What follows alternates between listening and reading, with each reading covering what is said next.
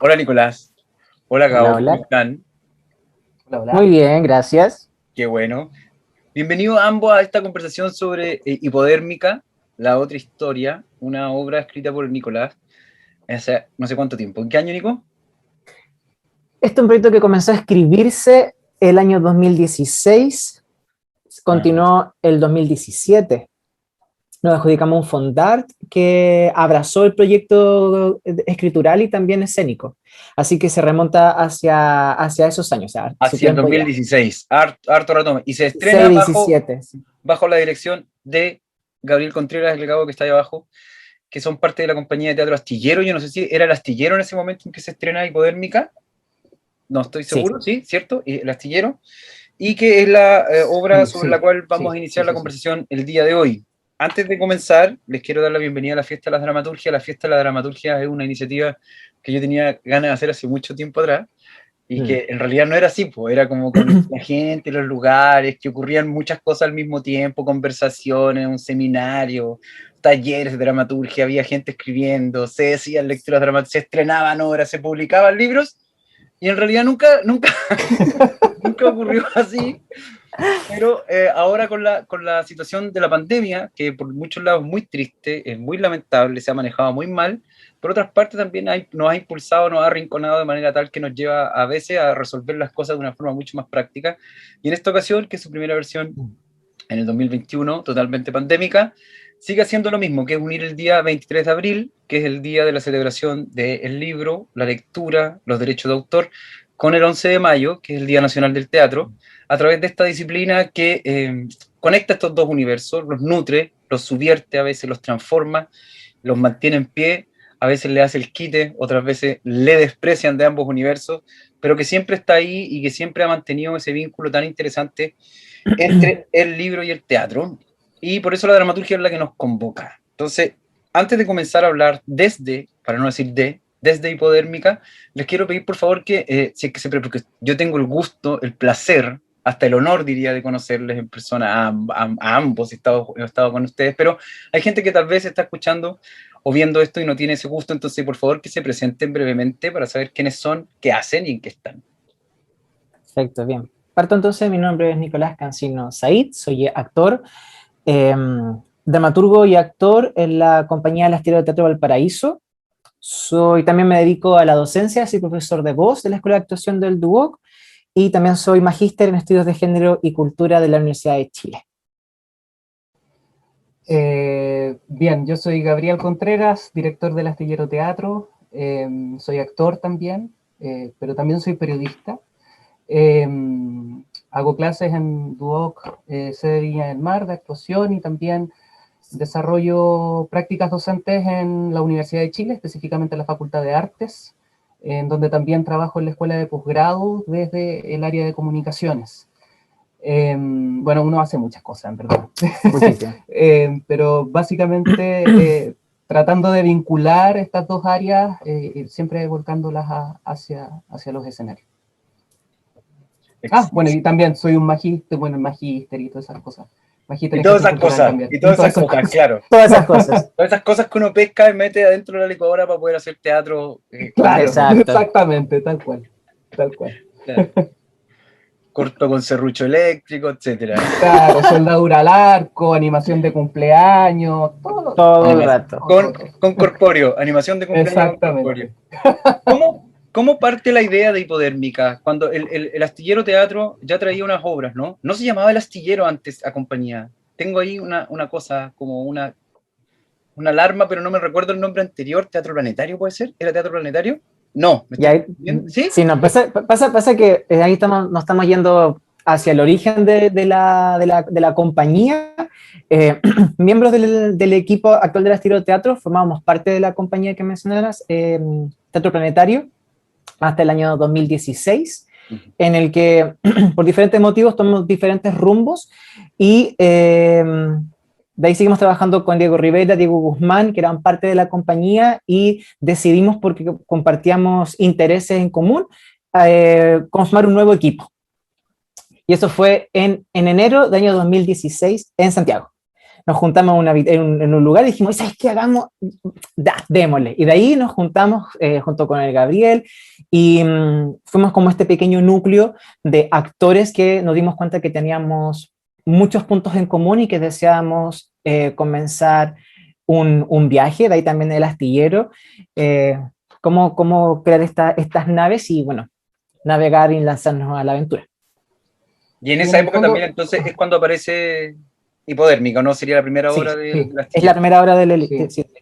Y de hecho también como compartir una mirada, no solo como de la escena, sino que del hacer teatro. Yo creo que eso es lo que más nos unió en estas conversaciones, y por eso también yo creo que salió tan rápido el nombre Astillero, al constatar de que por ejemplo, la política pública no cautela los espacios de creación, espera solo resultados, ¿no? Se espera solo la obra que se exhiba en el espacio X, pero no se garantiza el proceso. ¿Quién podría garantizar ese proceso desde la institucionalidad? Es algo que todavía no está zanjado, y de ahí el nombre, el astillero, como este lugar que prepara los barcos para emprender los viajes, pero que pone la atención en el proceso. O sea, el sueño de la compañía también es poder contar con ese espacio físico que garantice la creación. O sea, hoy día las compañías, ¿dónde ensayan? Si es que no es en el parque, ¿dónde? Me refiero al Parque Cultural de Valparaíso, en la ciudad de Valparaíso, cuando se podía, ¿no es cierto? Cuando no se está en cuarentena. ¿Dónde se prepara el trabajo artístico? ¿Quién cautela eso? En un país en donde solo te piden resultados. Entonces también la nominación del nombre tiene que ver con eso, ¿no? Con una mirada que trata, por lo menos desde la nominación, poner el acento en que el proceso es tan importante como el resultado también. O sea, es una pregunta como para que la conversación se nos desvíe por completo. Sí, a la punta del cerro, literalmente. Pero vayamos para allá, sí.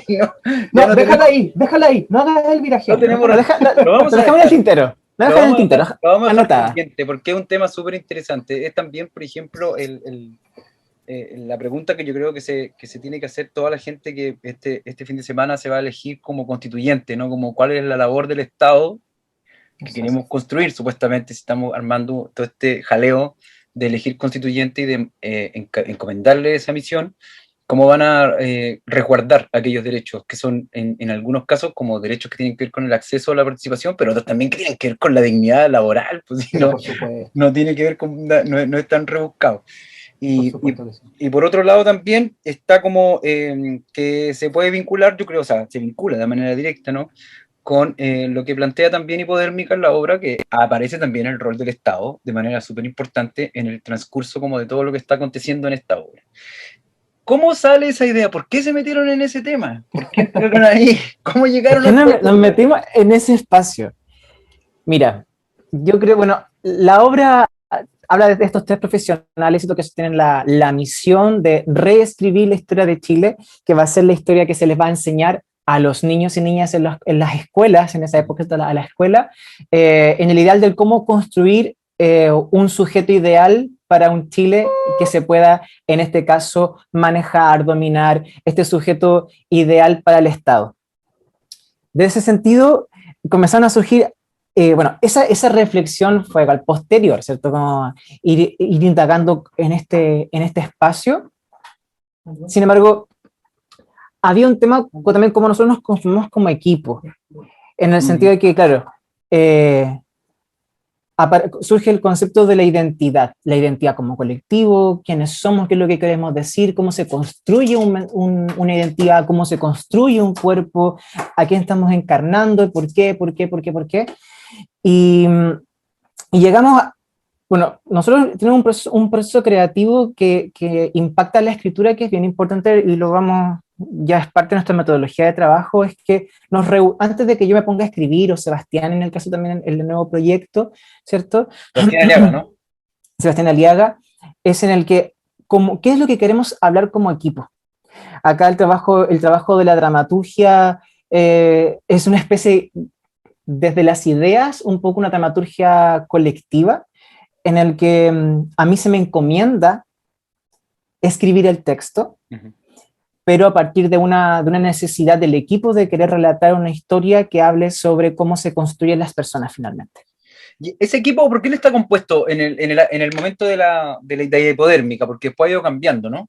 Sí, después ha ido incluyendo más personas, ha ido sumando el equipo, pero en un origen estábamos Gabriel, Diego Rivera, Diego Guzmán, yo, Abelardo Pando, Ajá. también como actor y músico. Uh-huh.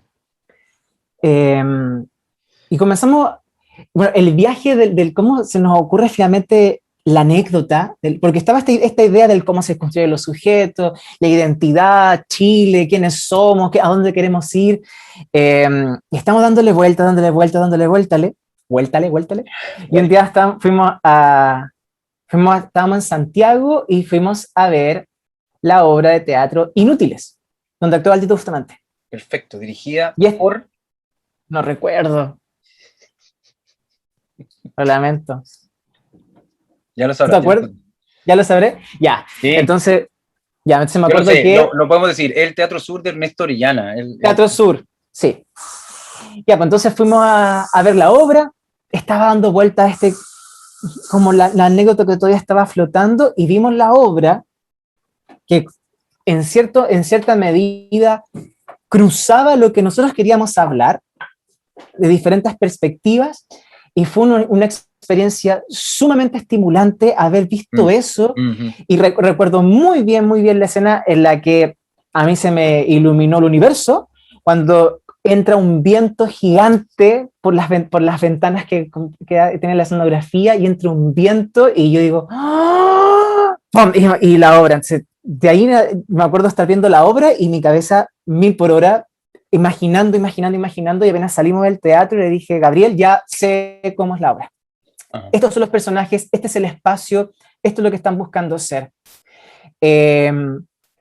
Presentamos esta anécdota de estos 3 profesores que son, que es el Estado que les encomienda esta labor, y nos dimos cuenta en esas conversaciones que teníamos en común una opinión que era cómo que finalmente la obra lo que estaba haciendo es poniendo en duda lo que nos habían enseñado sobre lo que era ser chileno.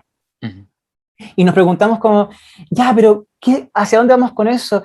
Y empezó a aparecer los cuerpos, las identidades indígenas, pero ¿qué había antes? ¿Qué había antes? Y recuerdo perfectamente mirar hacia atrás y nadie se acordaba de que le hubiesen pasado en el colegio sobre los pueblos indígenas de Chile. Nadie se acuerda, y todo así como, ¿qué pasamos? No sé, me acuerdo de esto, y todo ese periodo belicoso, el periodo sangriento, poco higiénico, donde se dejan ver realmente la costra de Chile, en el colegio no se pasó, y nosotros nos fuimos una generación que creció, no sé, los que nacimos en democracia, desde el 88, somos una generación donde se construyó, se buscó construir un sujeto ideal en las escuelas. Y de ahí comenzó a profundizarse aún más esta necesidad de poner en duda quiénes somos y quién define cómo debemos ser. El deber ser de los sujetos, el deber ser en tanto hombre. ¿Qué es lo que pasa en ese lugar? Nosotros éramos en ese momento un equipo compuesto solamente por hombres, entonces, ¿qué pasa también con esa construcción de las masculinidades, de las identidades? ¿Qué significa ser chileno? ¿Y quién definió eso en alguna oportunidad? ¿Y quién lo sigue definiendo? Claro. Por eso los encargos que se siguen haciendo también. Es muy interesante esa sensación como de compartida, generacional, diría yo, de las personas que tú mencionas. La compañía de ustedes es como una compañía que nace como dentro de esos años, ¿no? 88, de ahí como hacia menos, digamos. Que comparten esa idea de no tener como claridad para atrás, porque cuando ustedes estaban en el colegio, y le digo a ustedes porque yo me separo un poco, porque yo soy de la generación que viene antes, como yo entré antes al colegio, yo creo que cuando tú naciste yo estaba como en segundo básico. ¿Ya? A mí no me toca, por ejemplo, la jornada escolar completa, no me toca ninguna de esas cosas. Entonces después viene una transformación, como a principios de los 2000, Sí. que hace grandes cambios, pues, entre ellos como la cantidad de horas que está ahí en el colegio y también cambian los contenidos y cambian todas esas cosas. Entonces, Absolutamente. que exista para atrás esa como voluntariedad de ir borrando, de construir un sujeto que tiene una memoria súper corta, que viene de aquí, que nació aquí, que creció aquí y que siempre ha sido de aquí. Es súper interesante como identificarlo, siento yo, como me imagino como en el ambiente de la compañía, ¿caché? Como estar en la compañía, esa conversación y de repente decir, ¡oh! No sabemos nada para atrás. Y, ¡guau! O sea, desde esa investigación, nosotros investigamos, somos bien cabezones en ese aspecto como compañía, nos sentamos y podemos estar horas eh, filosofando y hablando y dándonos preguntas y riéndonos. Y yo me acordaba de mi historia y miraba hacia atrás de mi experiencia en el colegio y recuerdo, por ejemplo, obviamente voy a cambiar nombres y cosas por el estilo, pero me acuerdo de que había una persona en el colegio que tenía un apellido mapuche, pero que era tanto el bullying que recibía por esa herencia que yo me fui dando cuenta, aunque lo agarramos como un poco para el chiste, porque desde la ignorancia, cómo con los años iba cambiando la forma en la que decía su apellido hasta construir un sujeto totalmente diferente a lo que evocaba su historia. Entonces, por ejemplo, el apellido, estoy inventando, era Pichunante y terminó llamándose Fischelnant, porque había una, se buscaban las prácticas de cómo se performaba su identidad, distanciarse de ese lugar que se está construyendo en la misma escuela como una otredad, un monstruo, un terrorista, hasta el punto que nadie quiere decir su nombre. Es una vergüenza, es una marca de Caín llevar ahora ese lugar. Y al tiro, Gabriel, entonces tengo esa experiencia muy cercana del colegio que yo me reía como obvio, pues obvio que lo tenéis que hacer. Y ahora uno mira hacia atrás y digo, qué fuerte, porque ahí yo estaba siendo espectador del cómo se instala la marca del sujeto. Y eso yo lo miro y es como, es doloroso igual. Creo que también desde la idea resulta, no sé cuál podría ser el concepto, pero en este constatar un estado de las cosas que compartíamos, que tenía que ver con una suerte de invisibilización de ciertos contenidos que debieron haber estado instalados y que no estuvieron instalados, y que incluso va para atrás, yo soy más viejo, y también la perspectiva desde la cual se nos enseñó historia a mi generación es la historia arqueológica, ¿no? Señalando que los pueblos originarios vivieron o existieron, ¿no es cierto? Hay una mirada, o sea, ya la naturalización de esas violencias se aplica en el lenguaje, ¿no es cierto?, al utilizar un verbo en pasado. Y esa fue la primera constatación que tuvimos como equipo, fue como, cabros, ¿a quién no le enseñaron que tales pueblos vivieron? ¿A alguien, algún profe le dijo, este pueblo originario vive en tal zona? Y ninguno. Entonces ahí empezamos a constatar de que habían ciertas violencias por parte de estos contenidos que se transmiten en el aula, que de alguna u otra forma también vienen a justificar y naturalizan la violencia con la cual el Estado opera con los pueblos originarios hoy día. Entonces, claro, la mirada que nos llamaba la atención finalmente era no poner el conflicto en el territorio específico en donde se da, sino que traer el conflicto hacia nosotros, y cómo nosotros también nos hacemos parte de esa naturalización de la violencia porque nos enseñaron o nos traspasaron un relato que no es fidedigno y que de otro lado también nosotros anestesiados tampoco quisimos seguir profundizando en él, haciéndonos parte también de esa ciudadanía anestesiada, ¿no es cierto?, que no se vincula con la sangre, con la traición, con el barro que tiene la historia. Cuando nosotros revisamos los libros es una historia súper, por decirlo de una manera higiénica, clínica, ¿no? Cortada con bisturí, donde haces un tajo y no hay sangre, salen héroes, sale el hombre impoluto, ¿no? Y eso fue, creo que eso como operación en la previa a ya lo que derivó en la escritura y lo que deriva después en la puesta en escena, creo que que fue algo que nos hizo mucho sentido al equipo completo, fue ponerse también dentro del problema, ¿cachai? Como, mierda, aquí hay algo que no sabemos y que a lo mejor puede cambiar la perspectiva desde la cual se aborda un problema que desde la agenda mediática, por lo menos, es potente, y desde la agenda del Estado también. Y cómo desde la ciudad, finalmente, nuestras generaciones y las otras generaciones también, naturalizamos esos ejercicios de violencia a la hora de construir la historia, a la hora de reconocer esa historia. Hay un personaje, ¿no? Que el personaje, no me recuerdo el nombre ahora bien, pero el que intenta un poco meter la mano ahí, como hacerlo más presente, que da la sensación, o a mí me da la sensación de que es el menor de ellos también, ¿o no? Sí, Filipo. Filipo, encarnado ¿por quién habla? Sí, Filipo no sé de los Aguirre. Filipo de los Aguirre. Ahí estamos construyendo esta... Bueno, los tres personajes buscan en cierta medida representar cierto tipo de sujeto. Y cómo nosotros desde la construcción dramatúrgica de los personajes queríamos llevar esos mundos de cómo los académicos, ajenos a la realidad, definen lo que va para todos. Incluso supone que los tres hombres que son convocados son personas que estudiaron fuera del país, que estando fuera del país pensaron sobre el país, y porque estuvieron afuera los llaman a hacer esto que es tan relevante para el país. Ajá. Entonces ahí hay una pequeña crítica sobre la academia misma,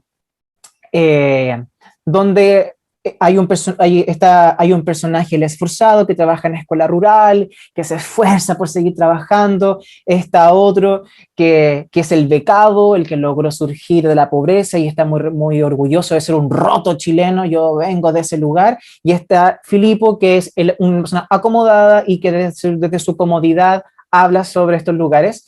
Y se quiso construir de la dramaturgia como esta persona que debería ser la más lejana a todos, finalmente es la que tiene al estar ajeno a todo, es quien más se puede involucrar en la mirada objetiva de lo que sucede.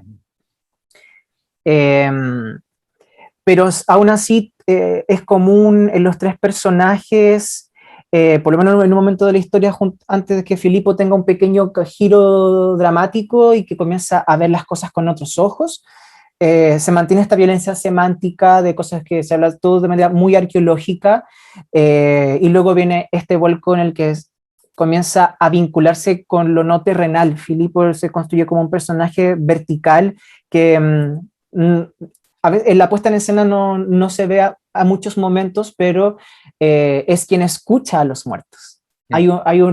Bajan tanto en la profundidad de este espacio al que lo invitan, que los lleva también hacia el interior de sí, del país, de la historia, y se nos construye como un cuerpo medium entre el pasado, presente y futuro. Pero espérate, ¿eso no se ve en la puesta en escena? Como en la construcción de ese personaje de Filipo, pero después en las decisiones escénicas se tomaron decisiones, para redundancia, que nos permitieron ir dándole acentos a ese lugar, como el espacio que se fractura, que deja ver los huesos en los cuales se construye la cultura. Aparece la naturaleza y cómo la naturaleza está habitada por muertos y fantasmas y huesos de los muertos, todo el tiempo mirando hacia atrás y entender que somos una consecuencia.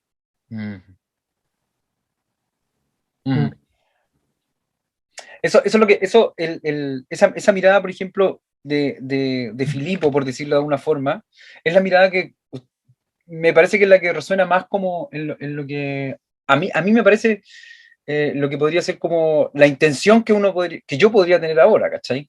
Como que, pero también me parecía interesante cómo los otros personajes, Nicasio y Sergio, lo interpelaban inmediatamente, así como cuáles que ellos tenían también, como tú decías ahora, que lo explicas muy bien, ¿no? Como que tienen esa vida también, que tienen esa parte de la historia, tal vez que no es la misma que están construyendo, pero sin duda una historia que también fue aplastada de la misma manera, que fue tratada igual, que no figura en los libros, que no está presente en ningún lado y que finalmente no les ha reportado nada, ni un beneficio y que probablemente no les va a reportar nunca tampoco. Esa situación era muy interesante. Y lo otro era este lugar en el que tú mencionabas que, claro, los ponen ahí, que no está tan claro qué lugar es, ni no sé si ustedes lo tenían más, si lo tenían claro o no, cómo llegaron ahí, cuánto llevan ahí. Esa es una conversación que tuvimos muchas veces. Y seguimos Yo ahí teniendo. como, sí, la seguimos teniendo, pero yo ahí como dramaturgo son ese gusto de dramaturgo también, como de no aclarar ese espacio. Lo que sí les comparto y se deja como intento ser lo más explícito posible sin serlo en esta didascalia inicial de la obra, en el que en una especie de relato se va contando lo que pasó, donde ellos saben que están en un lugar húmedo, donde no han recibido agua y que están en un lugar muy profundo a propósito de las interminables escaleras que fueron obligados a bajar y que arriba se ve una pequeña rejilla en la cual se puede ver el afuera. A mí como dramaturgo me era interesante este viaje, porque la obra desciende, la obra hace un trabajo de arqueología en el sentido que se mete a las profundidades de nuestra historia a ver no lo oficial, sino que lo que fue dejado de lado. Y en este caso serían las muertes, porque para la historia son irrelevantes, esa otra historia, y también esta situación en la que se especula. Esto es algo que ocurre en un lugar donde, o sea, esta conversación de la cual ellos son parte es algo que nunca existió. Es algo que sigue escondido en las profundidades de no se sabe dónde, pero se sabe que están abajo de algo. Claro. Ahora, claro, también desde la puesta en escena, la idea no era entregar como el significado inmediato de la referencialidad a la cual hace, o sea, la referencia que utiliza la escenografía para señalar el espacio que ocupa la obra.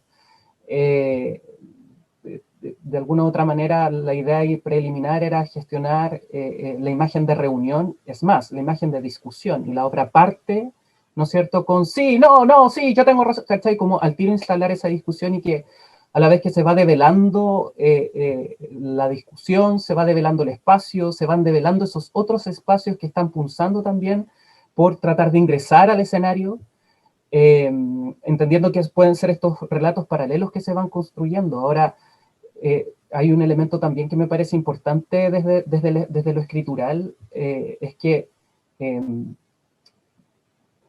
hay mucho, ¿cómo decirlo? Como siento yo que aprendizaje biográfico del Nico también puesto en el texto, en el sentido de que, por ejemplo, nosotros tuvimos reuniones con su profesor de historia del colegio. ¿Cachai? Sí, fue nuestro asesor de investigación. El profesor de historia del colegio del Nico fue nuestro asesor histórico para la escritura de la obra. Entonces él nos hizo clases, ¿cachai? Y de hecho hubo un momento en una clase le dijo al Nico, yo ahora les voy a enseñar lo que no les pude enseñar en el colegio. Sí, más específico fue, ahora por fin voy a poder hacer la clase de historia que siempre quise hacer. Wow, y ahí fue una flecha, así como que cruzó el tiempo, el espacio, todo, y nos aclaró la obra que estábamos haciendo. Y estábamos especulando, porque nosotros estamos trabajando, Hipodérmica es parte de una trilogía que se llama la trilogía especulativa. Aquí estamos especulando sobre cómo se decidió qué es lo que se va a enseñar, y yo veía cómo mi profesor también era obligado en cierta medida a repetir un modelo definido por otras personas que no sabemos quiénes son, que en algún lugar encerrados en un grupo, una pequeña cocina, ¿cierto? Una pequeña cocina, donde se decide en este caso cuál va a ser la letra que le va a ganar al dicho y que como está ya impresa en los textos es la que puede ser transmitida. ¿Cómo se llama tu profesor? Se llama Jorge Centeno. Así que mando aquí también un gran abrazo al tío Jorge. Jorge. Sí, Jorge Centeno, un excelente profesor. Excelente. Y esa clase que me dio cuando yo tenía 20, ¿cuánto ha pasado ya? ¿28? Han pasado 5. Yo diría que un poquito más, pero bueno. Ya, 28, 27 años que me dio, ese día que nos dio esa clase, Siento que fue una de las mejores clases de historia que he recibido en mi vida. Así que le agradezco también por haber sido parte de este proyecto. ¿Y cómo ocurre ese contacto? ¿Por qué llegan a él? ¿Por qué termina siendo el profe de historia de tu colegio, el que le asesora? ¿Cómo esa vuelta? Porque viene esa interpelación al pasado. Yo quería saber por qué él no me había enseñado eso. Había que tocarse, había que ir a hacer la propia historia. De hecho, en el proceso completo, yo me debería decir que como el corazón del proceso más allá de la obra, el corazón del proceso por el cual pasó la compañía, tiene que ver con volver uno para atrás y hacerle las preguntas a su pasado, ¿cachai? Y en esas preguntas que nos hicimos a nuestros pasados individuales, es que apareció la figura del profesor Centeno, apareció otra figura de otro profesor, de otro de los actores, que también nos hizo clases, ¿cachai? Que era el profesor que tenía en el 2x1, no sé si era el 2x1, pero uno de los compañeros actores, su profe de historia, también lo citamos y también viene a hacernos clases de lo que él no les pudo hacer clases, de lo que no les pudo enseñar, y cabía justamente la casualidad de que este personaje además había participado en ciertas comisiones evaluadoras, entre comillas evaluadoras, porque finalmente él daba una opinión pero no lo pescaban, de textos escolares, ¿cachai? En el Ministerio de Educación. Como el proceso participativo, al que nos exacto. El proceso tan acostumbrado. Que sirve para hacer el check. Exactamente. Entonces, fue muy, yo siento que es muy propio del proyecto la pregunta o el proceso al que nos llevó más allá de lo artístico, sino que para llegar a lo artístico, el proceso nos obligó a vernos, a mirar la propia biografía y hacernos las preguntas que había que hacerse de por qué no nos resuena, por ejemplo, en las noticias la violencia del Estado en la región de la Araucanía. ¿Por qué no resuena? ¿Por qué no resuena en la ciudad de Santiago, en la ciudad de Valparaíso tanto? Claro, después del asesinato de Catrillanca o los asesinatos sistemáticos que han ocurrido en el último tiempo, y claramente después de la revuelta, esto sí resuena.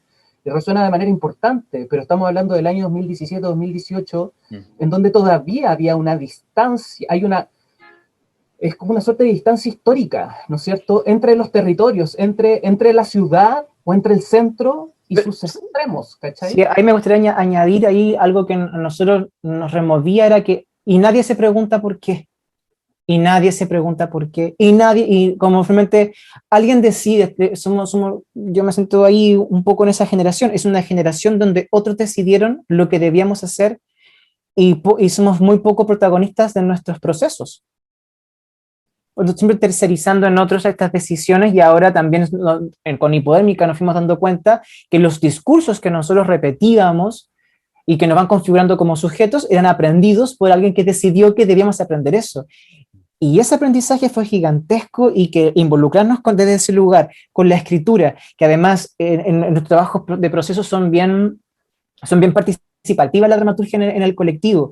En ese caso, nosotros conversamos, llegamos a una idea, intentamos llegar al corazón, encontrar una frase que nos movilice a todos, luego yo me pongo a escribir, luego ese avance escritural se entrega al equipo de trabajo, el equipo de trabajo opina, participa, colabora, borra, da vuelta aquí, allá, se vuelve a entregar la dramaturgia, se devuelve a las manos del dramaturgo, seguimos trabajando para sentir que son palabras que son comunes al equipo, y no es que yo como dramaturgo facilito mi obra al equipo, sino que es un equipo que escribe, es un equipo que actúa, es un equipo que mueve y que construye, en este caso, nuestro trabajo. Interesante ese proceso igual. Es súper rico así como lo cuentas, como de imaginarlo nomás, ¿cachai? Cómo participan. En este caso resulta que son 3 personajes masculinos, ¿no? Que están hablando de la historia, y no hay ni una mujer presente ni nada, ni siquiera las voces estas que aparecen como del más allá a través de... Hay como un aparato radiofónico, ¿no? Que suena... Como que no hay ni una voz de ese tipo. No. Y lo que me pasa con la no sé si sea indiferencia, pero esa indiferencia de a nadie le importa, de por qué no nos resuena, es que igual ha sido súper sistemática la construcción de ese otro interno también, pues, o sea, tenemos hartos otros montados, y el otro es súper fácil de reconocer, y el que es difícil es el nosotros. Sí, yo creo que una de las cosas más interesantes de la revuelta, igual, desde el 18, 19 en Valpo para adelante, es que pareciera ser que hay un nosotros más evidente, un nosotros que comparte más que saber quién es Felipe Camiroaga, digamos, como que hay un nosotros que al menos a veces dura 24 horas que uno cacha dónde están los otros y después se borra, pero al menos persiste un ratito, ahora se mantiene un poco más. Y a muchos de aquellos que nos habían señalado como otros, resulta que son nosotros. Y nos lo habían señalado como otros, los otros. Entonces, esa tarea está súper dura igual, yo creo, para adelante. Y que evidentemente requiere de más de una obra de teatro. Por eso me llamó también mucho la atención que mencionaras que hay una trilogía especulativa. Y esa trilogía Sí. especulativa, ¿qué otras obras la componen? Esa era Aparte de Hipodérmica. sí. La componen Retén, o sea, Hipodérmica es la primera obra de esa trilogía, luego Retén, que es la que estamos trabajando ahora, que la escribe Sebastián Aliaga, Aliaga. Aliaga, Rafa. y, Halaga a Sebastián. Sebastián y Aliaga. se cierra con la obra Ética. ¿Eti o Epi? Ética, Ética. ética, etos. Sí, Sí, la verdad es que tiene que ver como, yo creo que el equipo le resonaron también esos temas como uno como periodista siempre es el pecado de especular, ¿cachai? En el ejercicio periodístico la especulación es un pecado. Eh, y desde ese lugar aparece la especulación como una posibilidad de respuesta no solo para dar cuenta de un hecho, sino que para establecer reflexiones respecto de lo social, respecto de ese nosotros que tú también señalas. Y claro, tratamos de hacer fundir esas cosas. En Retén, que es un fondar que vimos haber estrenado el año pasado, pero no lo logramos, porque ya sabemos qué, ¿no? La pandemia. Es un ejercicio complejo porque es un proyecto que nosotros enviamos antes de la revuelta y que tenía que ver con los montajes que hacen las policías. Y en el fondo entramos en el ejercicio especulativo de preguntarnos, bueno, ¿y qué les enseña a ellos a hacer montaje? Entonces la obra se pone en una suerte de taller en donde al policía se le enseña a infiltrarse, a asumir un personaje, a asumir un rol. Y claro, lo que nosotros pensamos que antes de la revuelta, esto se mandó en julio del 2019, ese proyecto, lo que nosotros pensábamos que podía ser una obra que podía satirizar un poco un escenario, después de la revuelta se transformó en una tragedia, porque finalmente fue el modus operandi de las policías.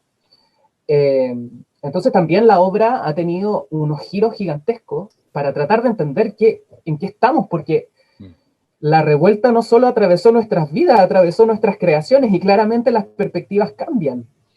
Que nuestras creaciones son nuestras vidas, por lo común, Exactamente, ¿no? Tal cual. Y claro, Retén se mete en esa pregunta ahora no solo sobre estos montajes, sino que se hace la pregunta por la realidad y quién la establece. Un poquito lo mismo que hace Hipodérmica, ¿no? Porque finalmente lo que hace el montaje es instalar una verdad. Así como un historiador instala así como Villalobos escribió la historia de Chile, ¿no es cierto?, llena de fascismo. Bueno, acá también las policías están escribiendo cierta historia a través de estos montajes. Ahora la pregunta que hace la obra es, ok, ¿cuáles son las estrategias para construir la realidad? Estrategias que también tiene el teatro, que no las escribe como historia oficial, pero la escribe como una versión. Entonces ahí hay un cruce que todavía estamos descifrando. Resulta bastante interesante lo que estamos, en los vericuetos en los que estamos metiendo, en las oscuridades que propone el ejercicio que hace el SEBA desde la dramaturgia. Pero a propósito de reflexionar también por la actuación, ¿no es cierto?, por el rol. En el entendido de que también habíamos dado de que efectivamente hay actores que hacen clases a las policías para hacer el ejercicio de la infiltración.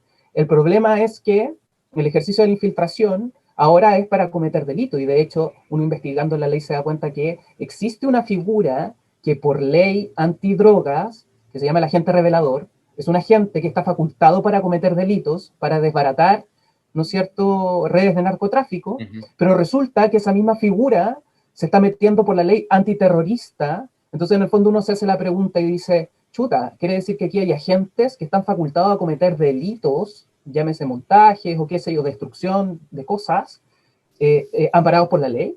Claro. Y ahí la cosa se empieza a oscurecer, porque desde la contingencia ya está oscura y además nosotros le metemos el teatro ahí, ¿cachai? Como Exacto. en la concepción de la realidad, desde qué lugar la percibimos. Y el tercer proyecto, que también es una especulación, se llama Ética, que es un fondo que nos ganamos este año, que debería estrenarse el segundo semestre, y es la última clase de ética, la posible última clase de ética que recibieron los Penta, los famosos Carlos.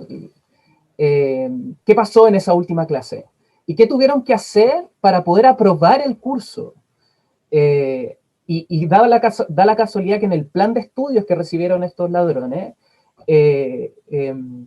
la última clase fue durante una de las marchas más grandes que hubo en Santiago, además. Sobre derechos humanos. Fue el Día de los Derechos Humanos, de hecho, claro.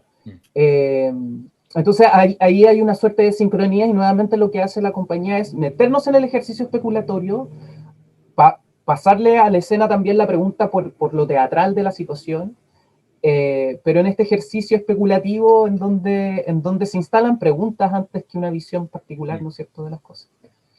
Esa es la trilogía. ¿Y esa quién la escribe? ¿O quién la está escribiendo? El Nico. Ya. Sí, yo aquí retomo ahí la posta de Retén que la tenía Sebastián Aliaga y la tomo yo ahora de vuelta con Ética. Uh-huh. Y bueno, yo mucho como colectivo que nosotros nos alimentamos mucho de los estudios y experiencias que cada uno va teniendo. Sebastián ahora está con su magíster en literatura, Diego Guzmán está terminando su magíster en artes mediales, ¿sí? Si no me equivoco, artes mediales, el Gabo con su magíster gestión cultural, yo con género. Eso nos ha permitido ir cada vez indagando, profundizando desde otras perspectivas, no porque seamos mejores profesionales, sino porque nos hemos topado con otras lecturas, con otras palabras de otras personas. Y esa experiencia de entender una de las frases importantes de Hipodérmica que dice, estoy parafraseando, pero ¿qué importa si en Chile nadie lee? Y cuando me topo con esa frase, digo, chuta. O sea, ¿cuántas? De hecho, se la da como uno de los padres de las universidades en Chile, se la da Andrés Bello Barros Arana, siempre me confundo, no sé si es sí. Andrés Bello Barros Arana. En Chile nadie lee. Exactamente, escriba joven sin miedo. O sea, eso ya define. Pero pareciera que eso es una ordenanza. Y me pregunto, ¿quién definió eso? ¿Hay personas que de verdad están llevando en práctica aquello? ¿De verdad?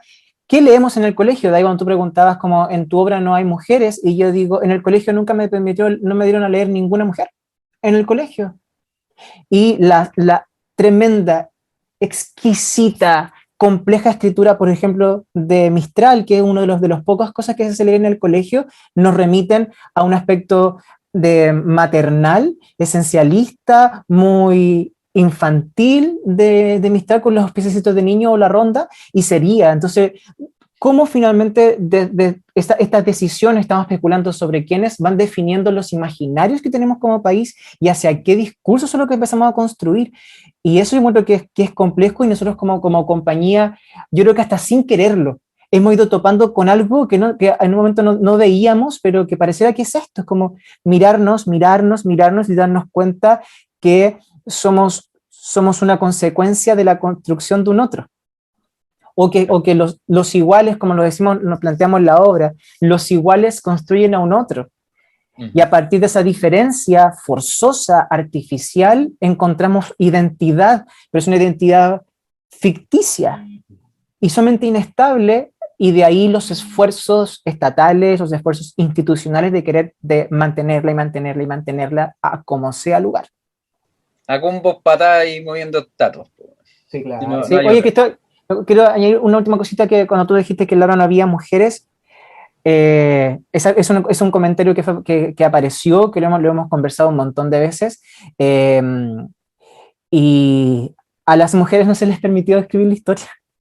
Y eso es súper heavy, puesto que nosotros estamos repitiendo una historia seleccionada por imaginarios y perspectivas androcéntricas, donde las mujeres no eran parte de esto, incluso los muertos y los héroes indígenas son hombres, ¿no? Entonces hay una historia totalmente velada de la participación de las mujeres en la historia, que es una deuda que se tenemos desde todos los aspectos, y la obra, me siento muy feliz de que la obra levante esta pregunta, ¿y las mujeres? Y yo respondo de vuelta, exactamente hago la misma pregunta.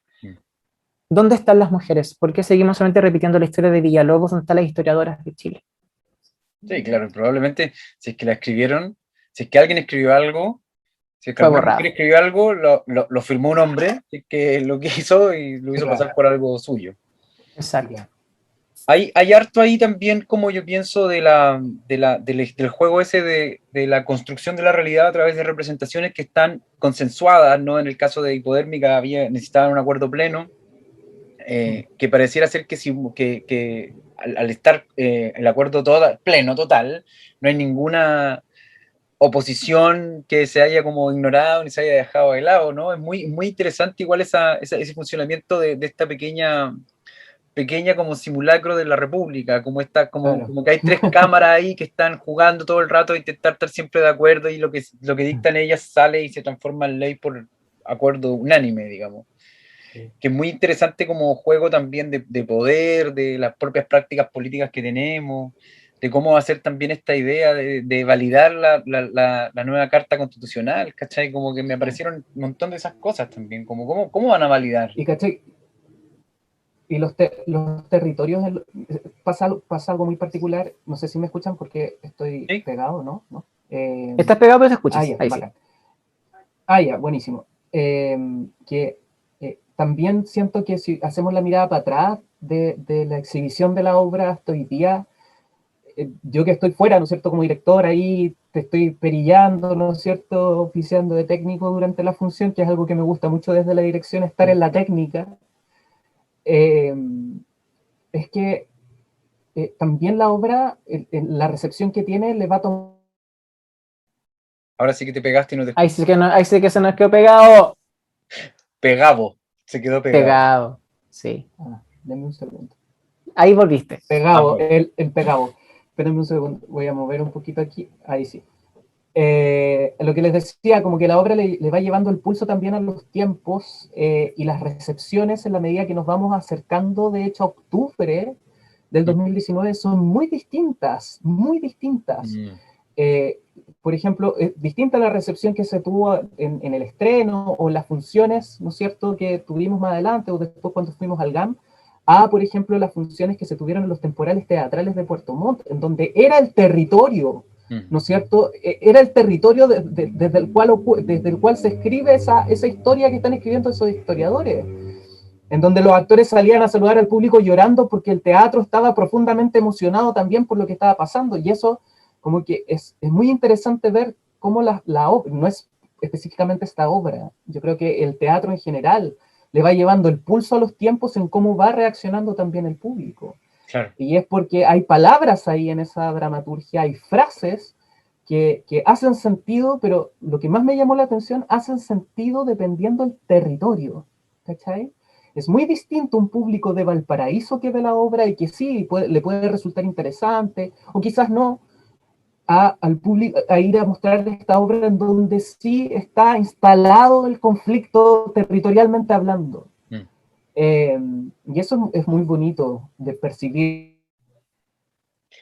Teatro Sí. entero, ¿no es cierto? Sí, yo creo que también pasa con el mismo como pulso que hay en la calle, ¿no? Como el ambiente afuera también está, las artes siempre están renovando también en conjunto con otras disciplinas, con las ciencias también, el sentido común mismo, el mismo periodismo, a veces, ¿no? Cuando no es periodismo, aporta también Sí, claro. a la transformación del sentido común, y cuando el sentido común también como que pasa a otra esfera, ¿no? Recibe también de otra manera las cosas que se están configurando, a veces de manera más encriptada de las artes, pero el teatro, al menos en este ciclo de conversaciones que hemos tenido, aparecen, ¿no? Varias obras que han sido de alguna forma un termómetro súper certero de lo que está ocurriendo, de que también el teatro siempre ha sido como el que se le ha tirado como siempre ese rollo, ¿no? De que te estás pegado en una época, de estar reclamando siempre por lo mismo, pero es que viejos no han entendido todavía, ¿cachai? No han atendido los elementos, entonces quién tiene que seguir con lo mismo, de lo contrario se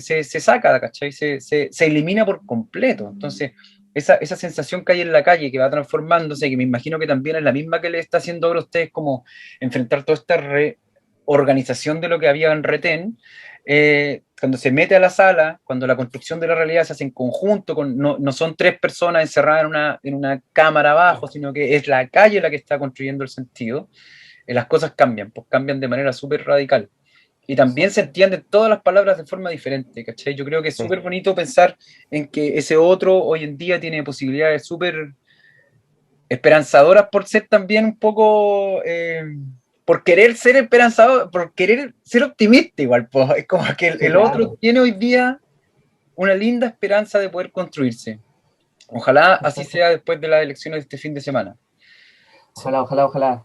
Como a mí me Sí. toca ser el animador de este late show, y no quiero transformarlo en un matinal porque si no me pondría a preguntar por qué se separó el Teatro Planetario y se transformó en astillero.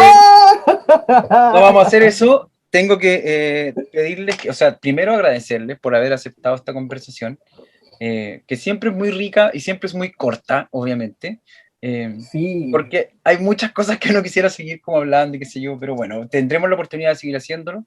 Agradecerles, desearles que todo funcione súper bien con Retén y con Ética también, que puedan, más allá de que puedan cumplir con los plazos que los fondos tienen, que puedan vivir experiencias tan significativas como que se incorporan después a la biografía, no solamente el dramaturgo, sino que de todo el equipo, que se transforman en el momento que uno cuenta su vida como con su obra, porque en ese momento Sí, claro. mi vida estaba en esa obra y esa obra me devolvió esto, me hizo esto, me permitió esto otro, que ojalá que puedan vivir esos procesos, ambos, con Retén y con Ética, y que sigan teniendo toda la dinámica también interesante de esta dramaturgia que se comparte, que se conversa, que se devuelve, que se transforma, que se modifica, y que también devela y al mismo tiempo empieza como a hurguetear en lo que está pasando en la construcción de las realidades. Y preguntarles si es que quieren agregar algo más, decir algo más antes de cerrar esta maravillosa conversación. Bueno, yo aparte de darte las gracias por la invitación, nosotros nos conocemos hace hartos años atrás. Yo muchas de las cosas que conozco de dramaturgia las aprendí de ti. Eh, así que aunque pongas esa cara, si bien tú no me hiciste clases de dramaturgia, pero sí siempre fuiste muy amable de darme tu retroalimentación respecto a los trabajos que hacía y eso me fue ayudando muchísimo en mis procesos, así que te agradezco también la oportunidad de a estas alturas seguir viéndonos. Nos conocemos prácticamente del año 2007. Por lo tanto, ya han pasado hartos años conociéndonos, así que te agradezco un montón la invitación, el que me consideres una persona para participar en este espacio, lo encuentro muy bonito, y vuelvo a agradecerte y también dar las gracias porque me preparé un poco, dije, oh, me van a invitar a hablar sobre esto y me fui para variar como súper enrollado como a revisar cosas y me topé con una frase que me hizo mucho sentido y que no me quería ir sin decirla, que era que la dramaturgia es una literatura bastarda, decía, es una literatura liminal, anhelante de cuerpo. Y eso encontré que era una frase bella y que me hizo mucho sentido, y cuando miré la dramaturgia que hemos estado construyendo en colectivo con la compañía, eh, agradezco los cuerpos que han querido hacer vivas esas palabras. Así que también agradezco al colectivo la compañía Astillero Teatro por permitir que eso también ocurra. ¿De quién es esa frase? ¿De dónde la sacaste? Ya empezamos de nuevo con el director de la obra. No, sí, yo sí, por los nombres soy peor, pero conejeros. Voy a buscar para que lo revises. Súper. Yo también agradecer la invitación. Yo creo que es súper bueno como tener estas conversaciones. Siempre son buenas y se extrañan las conversaciones Valenzuela y Cristóbal con una cervecita para hablar de estos temas en vivo y en directo. Así que muchas gracias por la invitación para poder también un poco exhibir el trabajo. Yo creo que a partir de Hipodérmica, para nosotros como compañía, empezamos a entender desde otro lugar también el quehacer teatral, en el sentido de que entender que los textos nos obligan a quebrarnos, me pasa a mí un poco, ¿no? Como Como que la compañía entendió a través de esta dinámica colaborativa en la generación pero que tiene una autoría súper concreta, en este caso el Nico, después será el Seba, después vuelve el Nico, como que exige otra actitud que no tiene que ver con esa actitud de, ok, vamos a tomar la dramaturgia y la vamos a trabajar de tal manera, sino que nos vamos a dejar afectar por la dramaturgia y a partir de ese dejarse afectar por esos relatos, esas palabras, poder establecer una reacción que sea más propia, más sincera, más impulsiva también. Y eso volcarlo a la creación, yo creo que ese es el gran aprendizaje que nos trajo este texto que nos regaló el Nico como compañía, que tiene que ver con que nos obliga a ponernos en tensión nosotros mismos también, respecto de esa historia. Y eso como que fue una metodología que tomamos para adelante también. Así que muchas.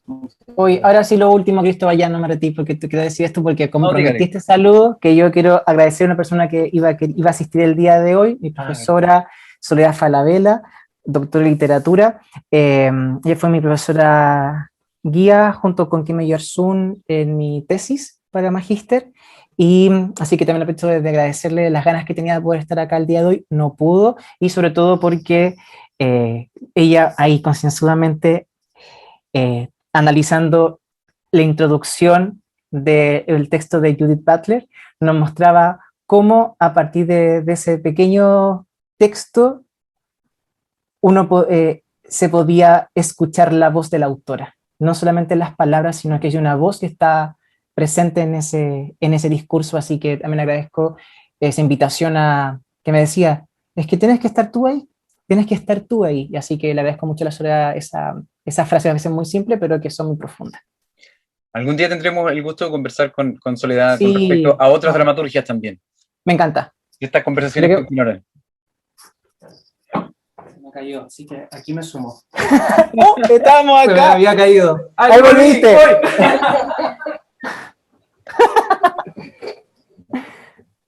Todo lo que es la virtualidad, señores y señores. Excelente. Los Oye, viajes, sí, los viajes en el súper espacio a la rápido. velocidad de la luz. Fue ¿Te súper cachai? loco, Manso qué miedo. efecto. Impresionante. Próxima obra. La nota. Sí, me estaba fallando el internet, por eso. Bueno, no queda más que decirnos adiós. Adiós. Muchas gracias. Pero, y ya nos veremos. Compañero, un Con abrazo. cerveza o sin Muchas cerveza, gracias. pero siempre Sí. con teatro. Muy bien. Así es. Chao, chao.